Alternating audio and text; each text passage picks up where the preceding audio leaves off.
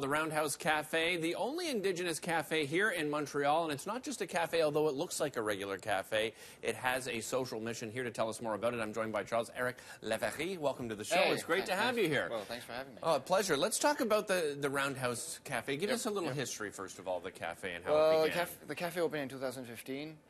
It's in Cabot Square, Montreal. So I don't know if some of you know Cabot Square, Montreal, but it's known for a history of having a lot of Indigenous homeless population. Yeah.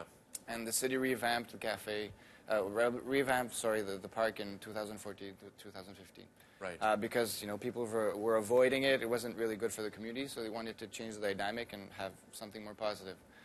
So they revamped the park. Now the borough's having activities. There's Indigenous activities. There's a lot of Indigenous organizations working for in the network, in the sector. And there's the Roundhouse Café that was created.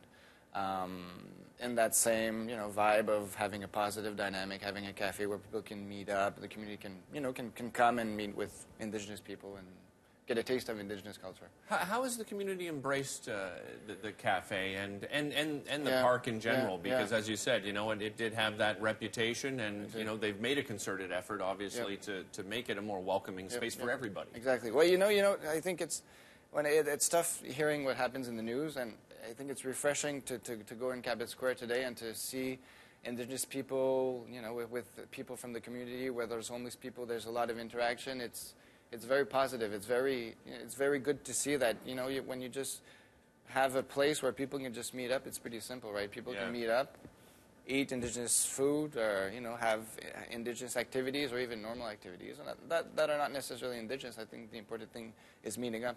What kind of activities have you seen at this point? There's carving. Well, there's Indigenous organizations that create activities. The borough also creates activities. There's movies. There's all sorts of things going on, aside from the cafe that's on the other side of the park, which is you have to know that. No, I guess we have photos, but it's an old toilet, public washroom or toilet that's been kind of revamped in a cafe. So it's pretty small. Yeah.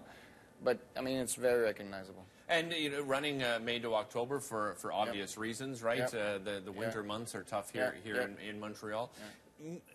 When you look at, the future of it, Charles, do you see that maybe it could be a possibility of a permanent one that could be year-round one day? Well, I think that, it's the important thing to know is that the Roundhouse Café is actually managed by L'Itinéraire, which is a street newspaper, which has been going on for about almost 30 years. So we work directly with homeless people, more in the eastern part of Montreal, but still we work directly with homeless people. So our mission is not necessarily to make money, right? We want to make enough money to don't have a deficit, of course. But there's a social mission behind it, and that's why I think it's important to talk about the cafe too, because Itinéraire makes homeless people work. Working opportunities are very rare for homeless people. Honestly, they're very far from the job market, and it's so structured and so rigid, the job market, that opportunities are very rare. So, what opportunities do you afford homeless people within the cafe? Actually, right now it's working as a coffee clerk, which is pretty simple. Yeah. So we work in collaboration with Indigenous organizations, because obviously we're not an Indigenous organization. We have expertise in helping homeless work, but we don't have necessarily a direct contact with people. So we work with Chidoris, the Native Women's Shelter, PAC, so a couple of organizations that work in the sector with people. So they refer us participants. So participants work for a 3-hour shift during the day, from 1 to 4. So it's not it's not a full-time job, right? Yeah, people have those situations, their history, exactly. Yeah. We wish that one day when they get the experience and they can work maybe more hours or one day full-time. But right now the reality is that some people don't. They can't work. You can't ask someone to work 35 hours a day and come in at 8 and leave at 5. But they need to have the opportunity to get to that. What kind of success have you seen from the program? I think it's very, very, very good success. Yeah. Because I think the success is because there's nothing like that going on. If you Google search Café Montreal homeless, I think that the first result or the only result in Montreal is the Roundhouse Café. Oh yeah, it's unique. There's nothing like it.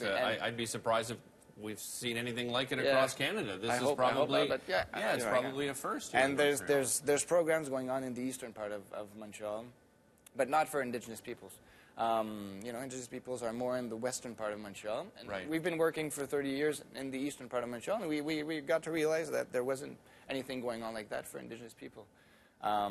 So that's why we felt that there was a need, and I think the organizations that collaborate with us realize also that need in the population. So that's why I think it's a success, because people want to work. I mean, it's not that there's not the opportunity. And the way to support it is easy to do. Go and visit the cafe and buy a cup of coffee and enjoy the square and find out the great dynamic of the square and reach out and talk to people. I mean, it's incredibly important. It makes a huge difference in people's lives. Charles, thank you so much for joining us. Really appreciate having you. Don't go away. More Breakfast Television coming up, including a look at your headline news and your weather and traffic. You're watching BT here on City.